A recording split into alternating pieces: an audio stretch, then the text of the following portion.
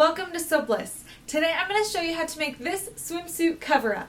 The supplies that you're going to need are first, your fabric, and I'm just using a really lightweight knit. Second, a t-shirt that you can make your pattern after. Third, some paper to make your pattern. And fourth, all of your basic sewing supplies. So let's get started.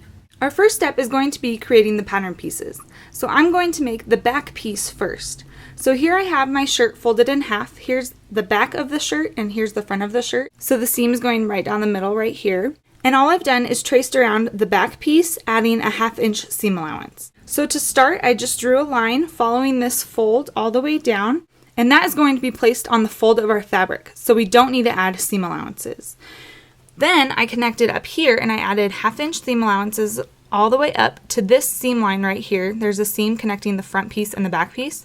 So I stopped there, added 1/2 inch seam allowance, and came back around and then went down, creating that razor back. And again, I added the 1/2 inch seam allowance.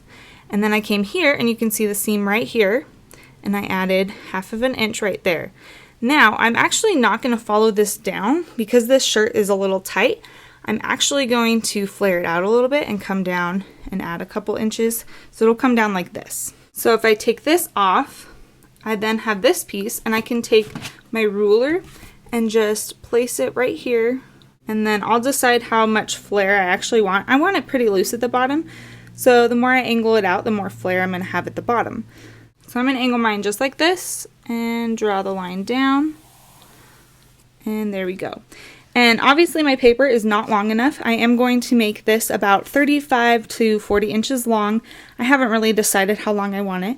So just measure from your shoulders down to where on your leg you want it to hit, and that'll be how long you want it. So you'll measure from this top point up here down to whatever you want it to be.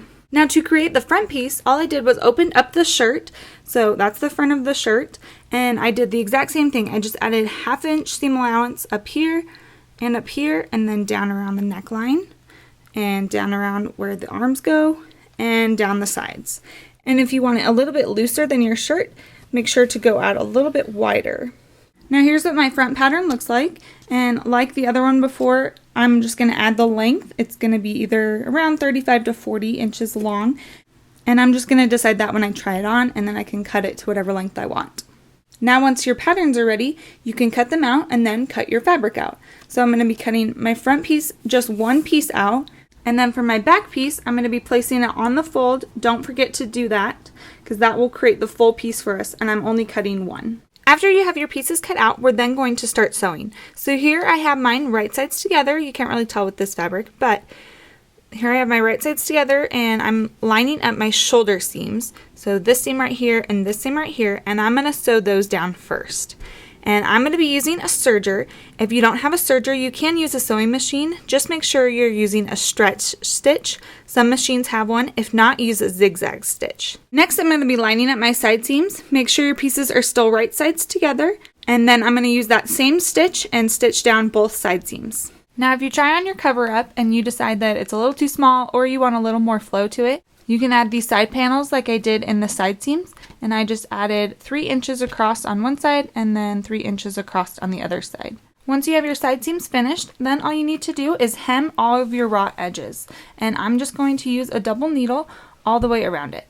And now you are all done with your swimsuit cover-up.